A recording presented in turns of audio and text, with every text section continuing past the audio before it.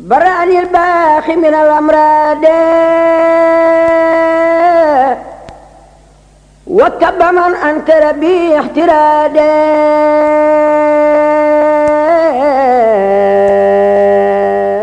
mbokki asalaamaaleykum juróomeelu guddi ci weeru koor ku ci julli ñeenti rakka bu ci nekk nga tari faatiya benn yoon nga teg ci alam nasra benn yoon lixlaas ñetti yoon sëriñ bi nee na képp ku ko def incha allah dana mel ni ku aj junni yoon umra junni yoon dees na ko musal ci ak ñàkk dees na dolli wërsëgam te araf wu ci ne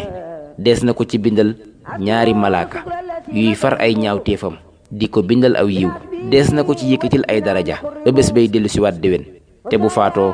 dees na ko bindal tuyaabay ku dee ci jihaad te dees na ko jéggal bàkkaaram yépp te dees na ko musal ci mettitu dee te faw dana am ngërëmal yàlla te bu faatoo dees na ko ubbil ci bàmmeelam bunti àjjana mu di ca xewlu ba keroog bisu penc ba. mbokk yi lii mooy naafilek juróomeelu guddi ci weeru koor ñu toxalee ko ci téere bi nga xam ne moo di xuratul ayni di téereb sëriñ Suhaybu Mbàkke xaadimu rasuul. wasalaamu aleykum wa rahmatullahi taala wa barakaatuhu. أتاني الباخي كتاب الأحسما